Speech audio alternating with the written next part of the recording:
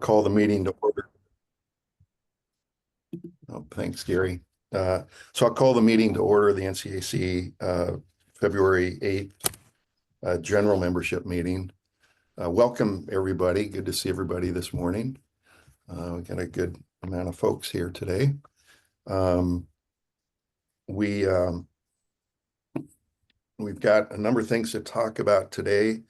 I don't know. I'm hoping that we'll be done in an hour, a little over an hour or so. We'll see. We'll just start with item 2 on the agenda, which is a conflict of interest question. And this is of committee chairs and officers. So I don't have any conflicts today, and I'll just let each person, maybe the officers first, and then the committee chairs, if they can. Sure. This is Chris. I have no conflicts of interest. Okay. That's Gary. I have no conflicts. Michael Beachley, no conflict. Nancy Vandell, no conflicts. Okay, thank you. December 14th meeting minutes. Are there any changes or additions or deletions, changes or additions to the meeting minutes from December 14th? No, none from me from what's posted on the website. Okay, thanks, Chris. Anyone else? Okay, so without objection, we'll approve those meeting minutes from the December 14th general membership meeting. Notices from Tillamook County. Gary, do we have any today? Yeah, we just have one notice from Tillamook County. This is a notice of decision on a variance request for a building permit to exceed residential height requirements. This is actually a variance that we talked about, variance request we talked about at our last meeting. And in fact, I think we had word of mouth that the community development had actually approved that. And since that meeting, they actually did post the official notice of approval for that variance. And we've got that link to their website posted on our homepage. So if anybody wants to go look at the details, that's available for them. And that's the only notice we've received from the county since the last meeting. Thank you, Gary. Treasurer's report, Chris. Sure. So we had a beginning balance of $172. This was the reported ending balance that we discussed in the December meeting. We had outflows of $120, which relates to an annual Squarespace email campaign, which was approved in our 2025 budget. And we had inflows of a total of $353 relating to donations from Nancy, Randall, and myself, which gets us to an ending balance today of $405. Now, because our balance was at a critically low level and we knew about the upcoming annual charge of $120, we discussed the value of the email add-on feature at our last executive session, and everybody on the call agreed that there was a significant benefit to continue with it. So I agreed to pay for it, and then Nancy and Randall also contributed so that we'd have additional cushion in our bank account. And if you recall, there was funding included in our 2025 budget from the county to cover our technology costs. And it was recently determined that we'd probably never see these funds, which is why we are where we're at now.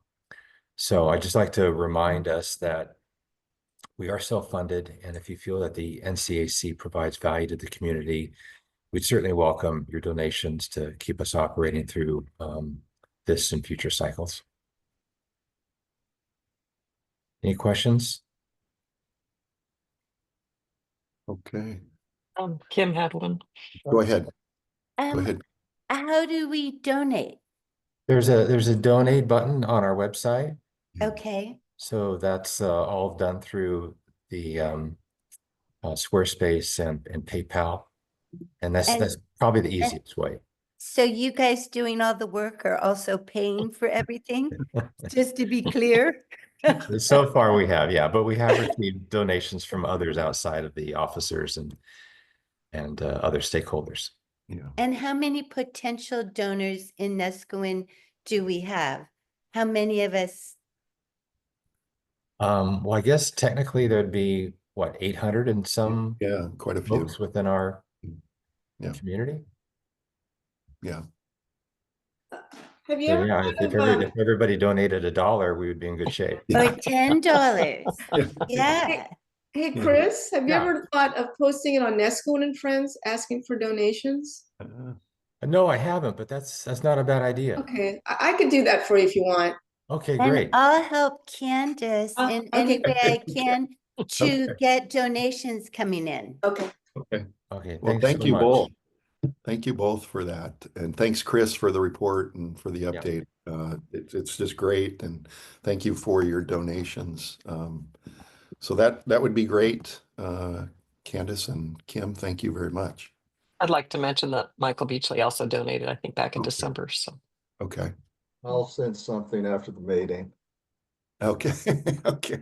more than $1 or 10. Okay. Thank you, everybody. Appreciate that very much. Okay, executive board report. Chris talked a little bit about what our discussion was at the December, I think it was the December 18th meeting. And we talked about that. The bylaws committee subcommittee gave an update, as did the community plan steering subcommittee. If I recall, this was right before the holidays, and we had a pretty short meeting, if I'm recalling correctly. FEMA conversation. We'll talk a little bit about that today, but there's not. I'll say it now briefly, and again later. But I have not heard much about FEMA. I can update folks a little later today with what I've heard from Sarah at the county.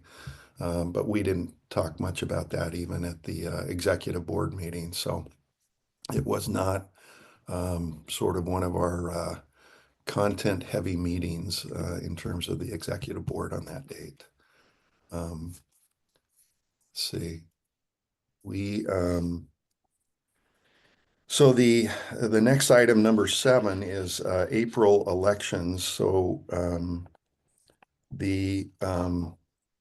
I believe it is for the secretary and for the chair position. Those positions are open and will be, we're entertaining nominations. This is just a reminder that folks can be nominated at any time for being considered for those positions.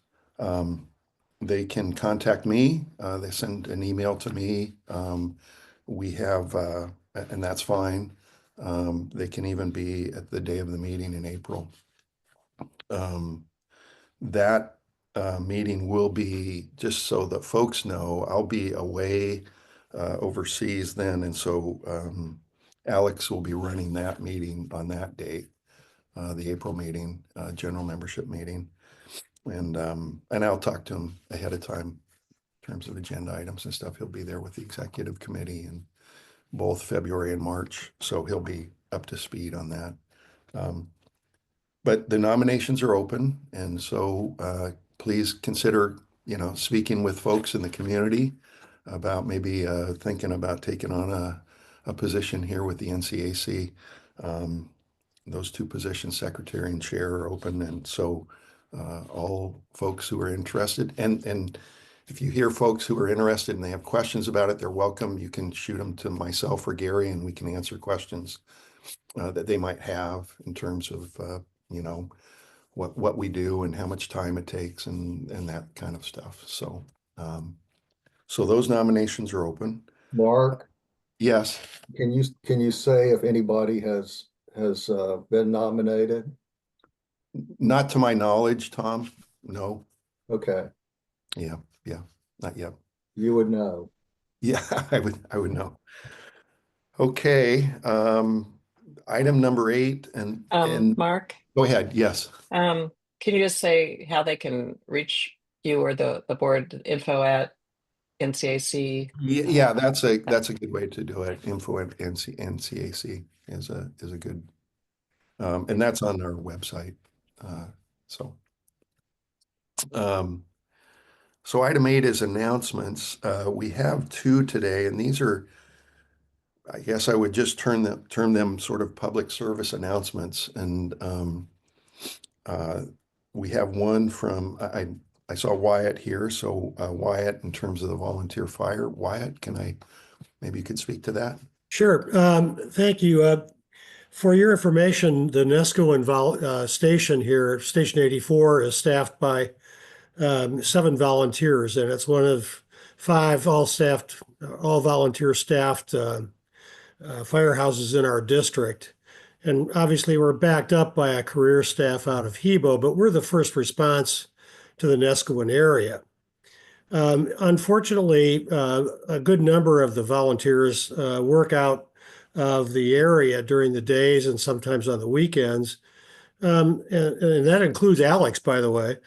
And then the other 2 of us happen to be 77 years old, and our tenure on the department probably is shorter than we would like to think. So we are a firehouse that is the most active volunteer firehouse in the district from the standpoint of responses.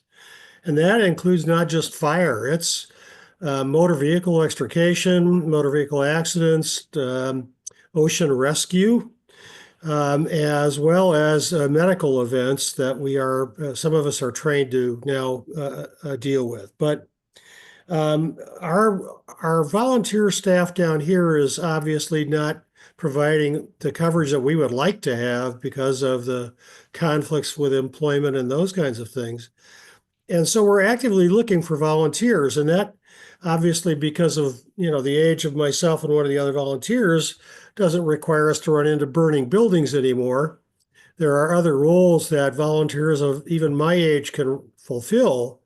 And we are hopeful that people listening or people who know people who might be interested would contact me or even Alex, or call the main fire station in Hebo, which is under the listing of the internet is Nescoin Rural Fire Protection District, and talk to one of the chiefs up there, or drop by and talk with us.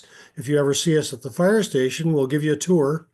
I'd be happy to buy anybody interested a cup of coffee at the store, because we are really looking for folks. So please, anybody, doesn't make any difference who you are, what age you are, just we'd like to see you.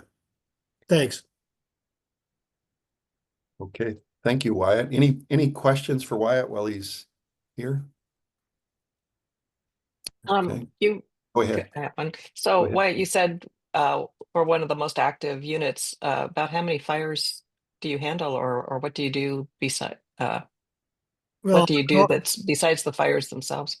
70% of the calls are medical.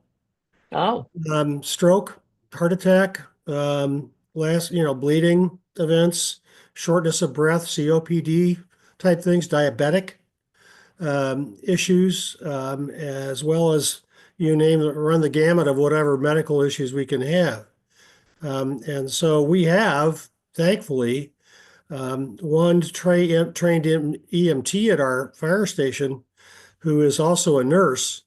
We have one EMT in training, or 2 EMTs in training, actually, and 3 emergency medical responders. That kind of reflects what our needs are. That's what I said when we don't send people into burning buildings necessarily anymore. Most of it is running out to those medical events, and that requires obviously some training, but some of it doesn't. Some of it, we need scribes. We need other people to basically set up equipment.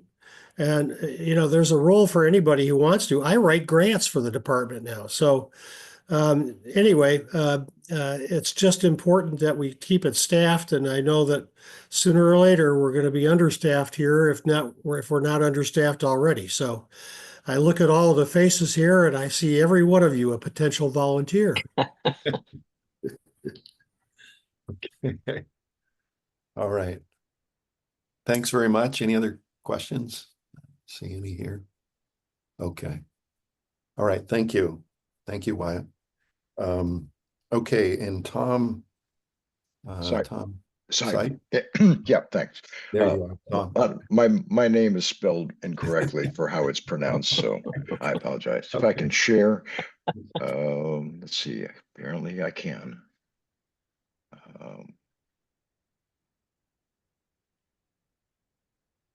Having spent my life creating slideshows, I'm guilty of creating another one. What I want to talk about is really kind of a backup and kind of an adjunct to what Wyatt talked about.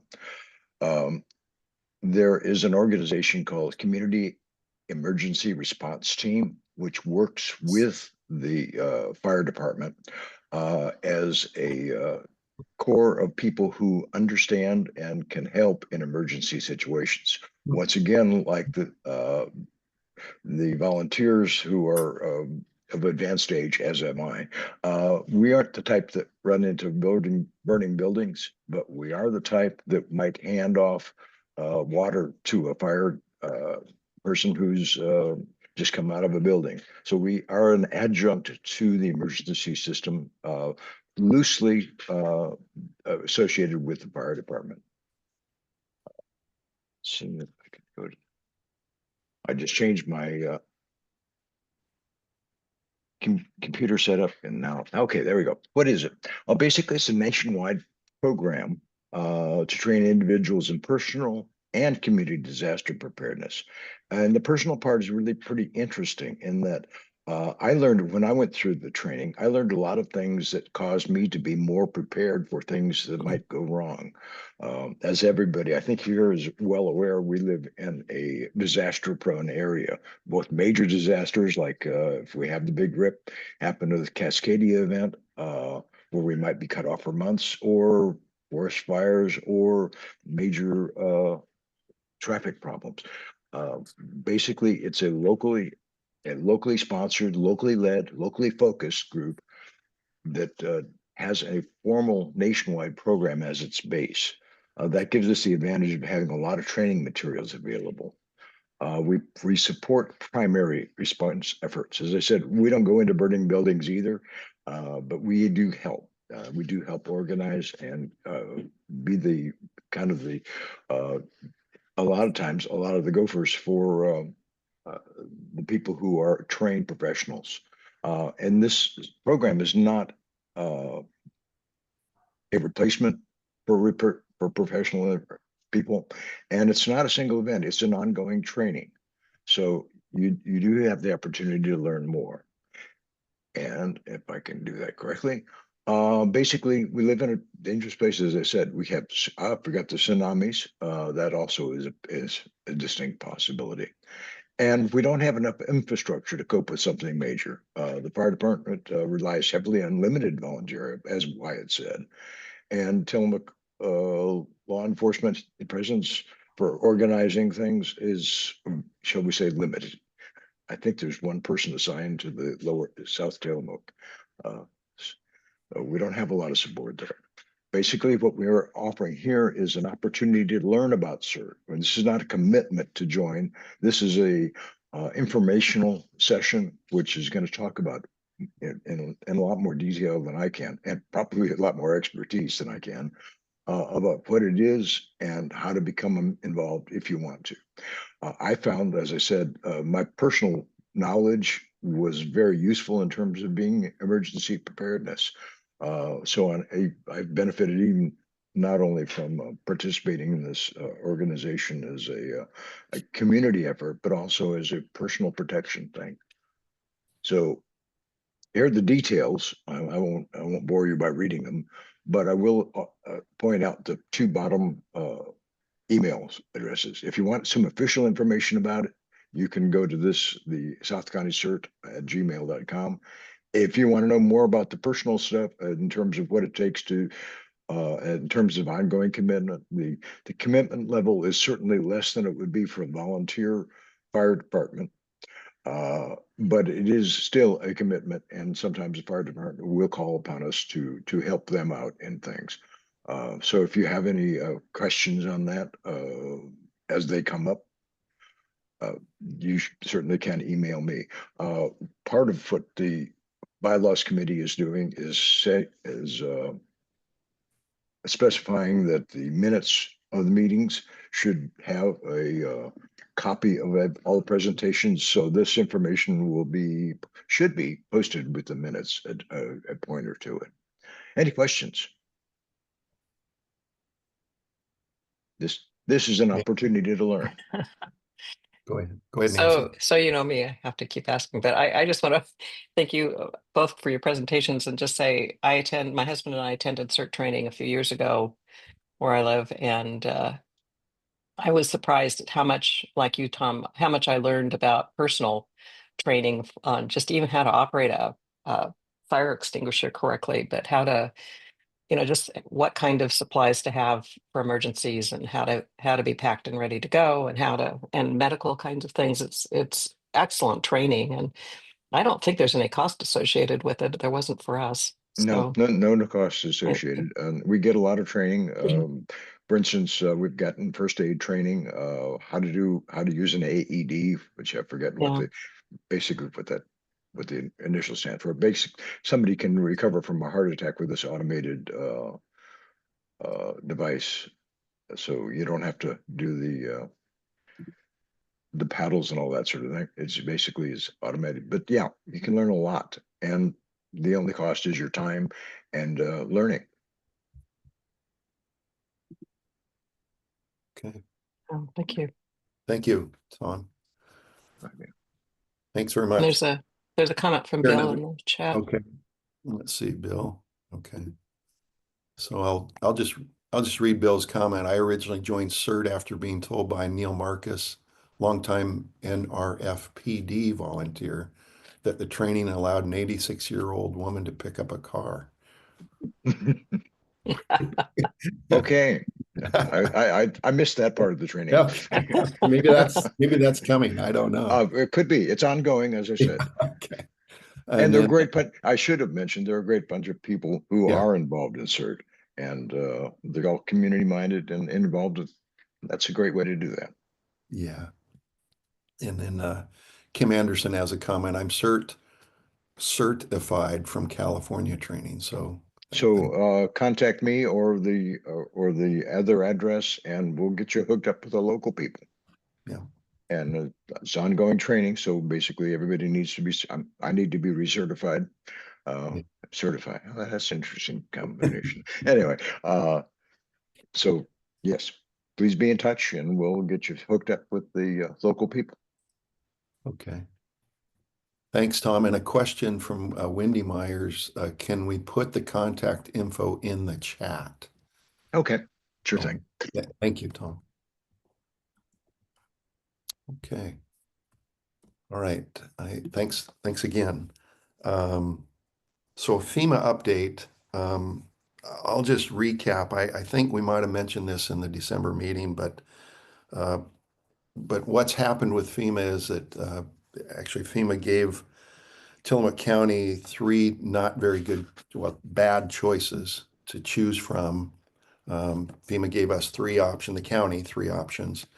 The county did not choose either of the three options. So they had to do that by December 1st. And so what the county has decided to do is to actually join in a lawsuit with other cities and counties in Oregon regarding the FEMA decisions.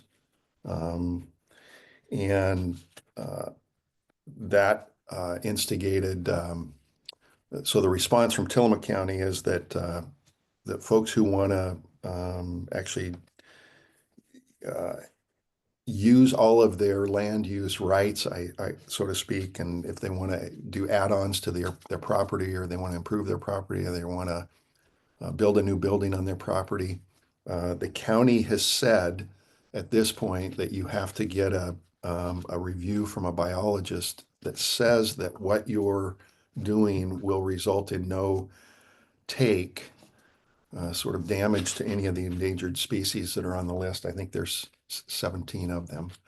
And if that is true, then the county will permit what you'd like to do. Now, there's a disclaimer to that, which is that the county stepping away, they're not going to get into an issue between you and FEMA. And so you understand that the county's approving it, but that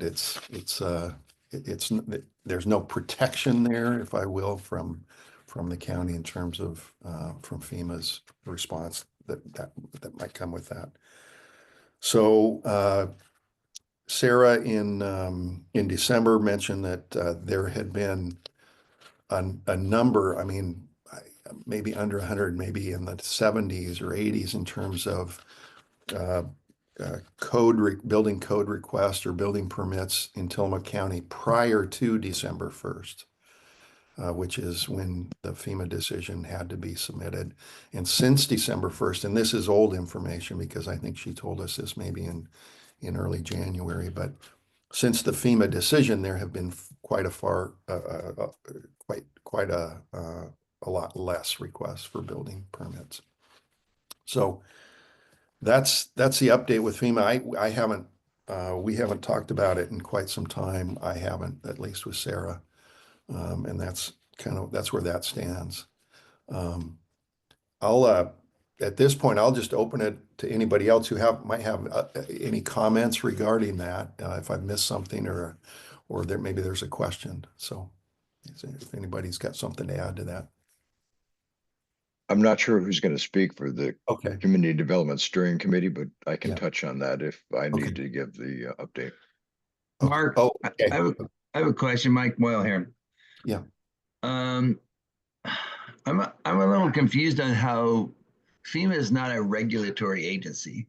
They can create standards, but those standards have to be adopted by the county and or a local government agency. So I'm not sure, I mean, I'm not impacted by them, but what particular rules are we discussing here? Building options? I mean, floodplain issues or?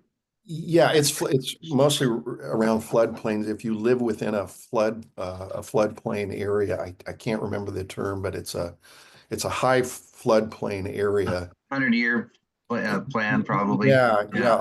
I can say that quite a bit of area in the village is in a high floodplain area. Right. And so that if you're in the high floodplain area, the rules sort of, if you will, from FEMA in terms of what you can do with your property are very, very specific.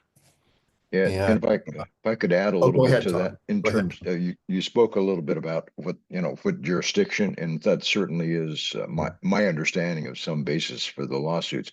However, the leverage they have on homeowners is flood insurance. Yeah, right. Right. That's the one thing they do have, right? Is they do control the FEMA flood insurance, National Flood Insurance Program. So, okay.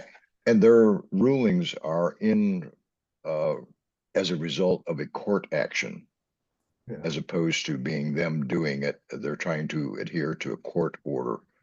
So that kind of limits their flexibility. I attended the meetings where the county commissioners both heard public comments and ultimately voted on what they were going to do. And their basic response is FEMA, and represented by council, by the way, who has a lot of expertise in this area and it has impressed me. Basically said, we're not going to do the county that is, said, we're not going to do any of the things that you have recommended because we don't think you have the authority in the decision-making process at this point to do what you're doing. We're going to do this, which is Mark explained. And in the meantime, we're going to sue you. I don't know that they actually told FEMA that, but they were going to join a lawsuit that has been brought by other jurisdictions that in Oregon and maybe elsewhere that FEMA has overstepped. And one of the things that the lawyer for the county said is what I'm expecting, and I haven't heard anything since, I guess this was November, December, maybe December. What I'm expecting is we'll get a lot of nasty letters from FEMA, but not much more than that. And if they decide that they're going to really come after us, it'll take some time, during which we'll have a chance to amend our response. So anyway, and all of there were like 60 people, many of them farmers, who are also affected by this, that have attended the public meeting, that were vehement that, and I can't use the expression that some of them used, but it starts with an F and it then ends with U. I don't want to be recorded saying it, but there were a lot of people. It was unanimous at the meeting that you either shouldn't do anything and let them come after you, or I think eventually the commissioners and their attorney convinced everyone that they needed to do something. And so this two-tiered or two-part strategy of telling FEMA, this is what we're going to do in relation to a take as it relates to endangered species. And in the meantime, we're going to join the lawsuit that's already ongoing against FEMA. And my guess is that FEMA, pressured by the rulings of the courts brought by various environmental groups, is perfectly happy with whatever we decide to do, as long as they can show the court and the plaintiffs in those cases that they're trying. And so anyway, but I haven't heard any more about it since that strategy was approved by the commissioners. Okay, thank you. Yeah, it'd be interesting to see where it goes, because they are not a regulatory agency. Right. They just create and regulations, and agencies can either adopt them or not adopt them. But they do regulate and oversee the National Flood Insurance Program, but still, yeah, they're not a regulatory agency. So I actually work on the response side of FEMA. I am almost afraid to admit here. Urban Search and Rescue. I lead a command team. We go to earthquakes, hurricanes, tornadoes. So we, have a minimal interaction with them on that side. But yeah. Yeah, I think you mentioned that in the last meeting. Yeah. So I'll be curious to see where this goes. Well, I'll be curious to see where the whole agency goes. Well, that's another thing. There's always that. That's another thing that was brought up. Yeah. There's been conversation about our piece of it going over into the Coast Guard, because they also and that is we're getting minute-to-minute updates on those issues. So. That's about how dynamic it is. Yeah. Yeah, I'd also like to just second what Tom said. I attended that meeting virtually that he was talking about. It was quite a meeting, and the recording of it is on the Tillamook County website. I can't remember the exact date. It was in November at some point, but the part that the lawyer spoke was worth hearing. She was just really good at explaining what the legal strategy was on fighting this thing, and very, very impressive. Also, I just want to mention Mark represented the NCAC in presenting a statement from us encouraging this legal action as well, and talking about how this would be really detrimental to the residents of Nescoin and Tillamook County to take any of these different options. And in addition to farmers being there, there were a lot of fishermen, fisher people there as well, who were dramatically affected by it. So I think it was one of the areas where the NCAC really produced good input to the county on representing the citizens of Nescoin. So. Yeah, one thing that Nancy's comment triggered was that both Sarah Absher and Aaron Scar, Commissioner Scar, came up to me afterwards and thanked me as if I was the proper person to thank, but thanked me, thanked the NCAC for the input. And I said, well, it's Mark and Nancy, and I participated, but it's the whole NCAC. I mean, we had a meeting with a lot of people that attended, and to approve the statement that was sent to the commissioners. But they were very gracious and very supportive and thankful that we had taken the position that we had taken. Yeah. And Tom spoke as well, very eloquently, of course, as usual. So yeah. Anyway, it's worth it. It was like a 3-hour meeting, so you can skip forward through parts of it, but definitely the part with the attorney and Sarah too at the beginning doing a presentation on the issues, and then toward the end where the commissioners were talking about what to do is all well worth seeing if you have concerns about the issue. But we like the direction that they took. And well, thanks to you all for your efforts too. Thank you. Oh, and I also left out Tom Wan, who Yeah. did a lot of the drafting of that proposal or statement, excuse me. Mhm. Yeah, it was, yeah, that meeting was, like Tom and Nancy have spoken, it was really enlightening to hear some of I guess I'm thinking about the testimony from some of the farmers and the cost that they would have to do what they need to do on their land, whether it's replacing a barn or building a new barn or something like that. And under the FEMA regulations, it was just astronomical in terms of the costs. And so it was no surprise that they, as Tom said, that they spoke in pretty clear language at that meeting about how they felt about that. Yeah, one of the other things that Sarah did is she looked at various different kinds of parcels of land that would have to mitigate by creating a buffer zone, and showed that it would be impossible to do, that there would not be enough acreage to do it, and that was very persuasive. Yeah. Okay, thanks very much. You who have chimed in on this, I appreciate that. I think we all do. So let's see, community plan update. Rand is away. He's in Mexico right now, but I understand, Tom, you're gonna speak with an update on that. Yeah, apparently I am. Okay, well, somewhat. thank you. Thank you. Since I'm the only one that was here. Oh, Yeah. actually, so we have been working through an update of the community plan. For those who don't know, the last time that was done was about 21 years ago. This plan does a couple of different things. It sets what our agreed to values and goals are. But probably most importantly, in terms of things in the future, it also makes recommendations for changes to ordinances to zoning. We have gone through some public discussions of what the values are for Nesquin.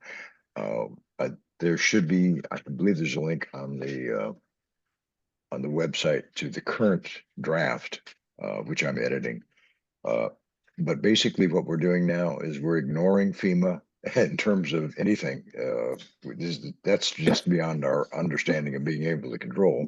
But we are looking at looking at incorporating Senate Bill 406, which is a zoning to improve housing, the availability of housing. Turns out that there's going to be some effect, but not nearly as drastic as we thought. So, but that's a work in progress. We hope to be holding some more public meetings, hybrid type, where people can actually physically attend as well as virtually attend in the coming months. But I'm not sure that we have a schedule for those yet, probably within the next couple of months. But we're making progress. It's obviously slower than we'd like. Okay. Any questions? Any volunteers? We could use more people. If you want to know about the community plan, my email is in the slot there. So talk to me about that too. Thank you, Tom. And I would just add that I've attended some of the, I missed the last one, but I've attended some of the community plan meetings and they're just doing really good work. I think when I look at it in the fall, they were a little bogged down in some things with getting some direction from the county, but since that time, it's really taken off and I don't know, Tom, I think you probably feel like you're moving forward quite a bit from the fall. Yes. Yeah, we were definitely well, unfortunately, Sarah is our choke point for information. Right. and Yeah. very busy person with FEMA and 406, and with that, and that's just us. Actually, there are other people in the county besides us, which is kind of surprising. So we get probably a disproportionate amount of her time. So we really much thank her, but she's a Yeah. finite person. Yeah, and she's been at the meetings recently and just been super helpful in my opinion and allowing you guys to move forward on all kinds of things. Just doing great work on the Yep. community. And so thank you. Okay, the bylaws update, Nancy. Okay, I'll be fairly brief as well. Our incredible committee has been meeting except for one that we canceled around the holidays, but we meet on the first and third Fridays of each month at 9 o'clock. Normally for 2 hours, although at this point we've decided we're going to go to 2.5 because we're getting into a lot of the meat of things. But our committee is composed of Wyatt Angelo, who you heard from today, Michael Beachley, our NCAC parliamentarian, is also a vital part of our committee, and our scribe. Tom Sype, who is everywhere in Nisquin, is our editor. and we started with you, Tom, and you're really ours, but he does an incredible job of folding all of our input into the master document and doing an incredible job as editor. I don't know what we would do without you on our team. And then Susan Schoenberg, who is on our team and currently in the air, flying somewhere overseas, and has also been really terrific. Everybody just works together extremely well. And Mark has been joining us for nearly all of our meetings, which is above and beyond, and providing really valuable input as we go forward. So last year, we worked on the bylaws, and I think most of you were involved in that process. This year, we're creating a whole new document called the policies, and originally called the policies and procedures, and we've added policy, procedures, and references, a references section to that. So it's a little more involved because it's new. And basically, we're taking some of the things in the bylaws that were broad brush and putting in more specifics about how we do business, some job descriptions and how votes are handled and all of that kind of thing. As we go through, we do follow Oregon Public Meeting Law like the rest of the NCAC. And so all of our meeting documents, our videos, our minutes, et cetera, are on the website. So if you go into the events page, and you can actually go into all those documents before a meeting and take a look at what we're looking at. And then they're updated afterward in the archives section of the website. So I think, Kim, you said something about seeing some videos. I don't know if you saw videos from our subcommittee or not, but we encourage, and that's incredible that you watch that. Maybe you'd like to join our subcommittee. But anyway, it's been a really set of interesting discussions. We're following the same process that we did with the bylaws, where we break our different sections of the policies and procedures into groups of mainly two, occasionally one person, because we're allowed to, under one Oregon Public Meeting Law, meet one-on-one with one another. And then we bring our proposal to the full committee for discussion and decisions on what to recommend. What we're planning is to start having feedback sessions like we did with the bylaws. I don't know that we'll have the same level of interest with these, but we're tentatively planning about 8. We'll see how they go. Maybe we won't actually need that full number, but we're going to err on the side of needing it. So we're going to coordinate that scheduling with the Community Plan Subcommittee, although Tom is telling us that we may not be in conflict. We don't want to make everybody have to go to tons of feedback sessions on different subjects, but we're looking at beginning in mid to late March with feedback sessions being held like we did with the bylaws. It seemed to work well to have Wednesday evenings and Saturday afternoons for feedback sessions, where we go through sections of the document. At any time, please feel free to email me through the bylaws subcommittee email that maybe Gary could help me with. Put you on the spot, Gary. NCAC bylaws at anyway, maybe I'll stick it in the chat, or you can just email info at, and we'd be happy to respond to you. We'd love your input as we're going along. The document can be found on in the archives folder, but it's not necessarily the latest one. So Tom has quite a bit that he's processing right now from our meeting yesterday. So we're making lots of progress on that. And then we're looking at having a special meeting to adopt the PP&R tentatively in late May, but we still need to discuss that with the board, the executive board as well. But we don't want to take time in one of these meetings to try to go through that document. So we welcome your participation. The participation of the members last year on the bylaws was phenomenal, including Tom too, as he likes to talk about himself, but Tom Brahadich, a lot of you were involved. Barbara, Bill, lots of you guys were heavily involved in the bylaws, and so we welcome your input on the PP&Rs as well. And I think that's all I have. But if any members of the subcommittee would like to comment, please feel free, or anybody else. One of the things that I mentioned is that Susan is in the air, so I'm going to speak for her, at least try to. She is the sole member of the outreach committee. Thank you. She needs help. And those people who are looking to volunteer to do things, and that they can only be small things, but we need more people involved in trying to get the word out about our financial needs, coordination with other groups, making sure that we have people understand, what opportunities like our elections that are coming up, that whole thing. They're responsible for that. They, as in Susan, so she needs help. So if the same address that Nancy's going to provide is a good place to send that, just because she's part of that group, and that would be much appreciated. Thank you, Tom, for adding that. Absolutely. And the outreach committee, subcommittee, or task force, excuse me, is also trying to just get the word out about the NCAC in general, to let people know about all the important work that this subcommittee is doing, that this committee is doing that affects the residents and members of the NCAC. So another thing that she has been taking the lead on for the policies and procedures document is outlining what a monitoring task force might do, which is something Guy Sievert had proposed. And so she's working with Guy on that. So more on that later too. So everybody on this subcommittee does a phenomenal job, and it's a wonderful group of people to work with. Nancy. Thank you. Nancy.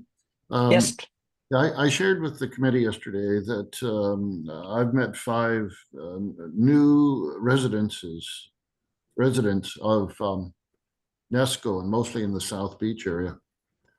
And they are absolutely delighted to hear about the organization. They're surprised, and not that they wanted to participate in terms of being an officer, but just to find out what this community is and what it has to do with their own participation and what they can do as well. So they all tuned in at one point or another, and we're happy to do so. So the point is that there's a lot of folks out there not really even quite sure who we are or even that we exist. And when you meet folks, then by all means, invite them, share with them that it's for them, and so on and so forth. And it certainly will help, just that little bit. Yes, thank you very much, Mike. I'm putting the bylaws email in. Okay. You'd think I would just know it, but. Thank you, Nancy. And we're done. We're done. Yeah, thank you. Okay. Thanks, Nancy. Yeah, I'm glad that Tom and Nancy and Michael spoke on the monitoring and the outreach. So thanks for doing that. Looking for volunteers on both of those. Monitoring maybe down the road here, but right now the outreach, Susan is doing that and could use some help. So let's see. That is, I see a comment or a question from Harvey. I'll just answer that, Harvey. I'm curious if the transient lodging tax issue is within the scope of the NCAC concern, and I would say no. Is my answer to that. I think when I think back to the fall, we had a request from an organization to use NCAC time to speak on a ballot measure that had to do with that was going to be up for election in November, that had to do with funds to improve emergency response technology equipment. And we spoke about that as an executive board and politely declined that request. Understood, took no position on that at all, but declined that. And I don't know where the TLT, I've been reading a little bit about it. I think they've maybe settled on numbers, and it's going to be up for election in May. And in my opinion, I don't think that that's an issue that comes under the NCAC's purview. So, This is Tom. yeah, Tom too. Yeah. Yeah, my impression, I got, I think a number of us got an email from Sarah about the inability of people to get on a county commissioners meeting a few weeks ago that I didn't even know about, where they discussed the transient lodging tax changes. And my impression is, and part of this is from reading local papers, is that that's well beyond the NCAC at this point. The commissioners are already taking positions on what changes they want to see made, if any, to the TLT. And but the one thing I would say is that to the extent that they're still talking about that, you can either I think there's supposed to have been a public meeting, which would probably been at night. I don't know if that's already happened. I've been kind of out of, for other reasons, a little bit out of the loop. But if you go to the county commissioner's website or web page, it'll tell you about any public meetings or and when if they have a vote, that'll happen at 9 o'clock in the morning on some Wednesday when the board meets for voting purposes. But I think it's well beyond us now, and even being considered by the state legislature. Yeah. Yeah, I agree. Okay, let's see. That brings us to the end of the agenda. We have time for public comment now, if somebody would like to speak. Give it a minute here and look for hands up. Okay, Kim? So how would we get all of the addresses? So if I was interested in volunteering for outreach, or I wanted to connect with Nancy, or is there a broad place where we could see everybody's emails, ways of connecting with one another? Well, probably the best is if you were to contact the info@ncac.com, that is sort of the filter for, and you would just have a question about whichever you would like to ask about, and it would be filtered from there. Okay. And that link is on the website, I Yeah. believe, right, Gary? bottom. And then Okay. and then I put the link to my subcommittee in the chat, Oh, good. or the Thank email you. for it. So Yeah, Okay. okay. Thank you. You're welcome. and the info email is staffed by, I think, Gary, right? And Gary does a great job of Yeah. monitoring that. Yeah, I think any of the officers have a ability to get into log into that Gmail, but I try to get in it fairly regularly. I mean, I may be once a week. It probably needs to be more often than that. But then and then of course Candace helps out a lot with that too, and so she's kind of monitoring that mail once in a while. So if something important pops up, then yeah, we'll be able to see it. Thank And I you. just like to say, I meant to during my talk, but I want to thank Gary and Candace for all the work they do to manage all of our website information and email stuff and sending out the newsletters on the emails and that kind of thing is tremendously successful. And both of them have been very flexible Yep. with me in terms of sending information. So thank you very, very much. Okay, let's see. I think that no other comments. I think that'll do it for today. I don't see any hands. So I want to thank everybody for joining us today. And again, if you have any questions or comments or that the info at NCAC is a place to drop those in, and we do check those. Gary will get those to the appropriate person, or and we do check those all the time. So and respond. So thank you very much, everybody, for attending today, and we'll close the meeting at this time.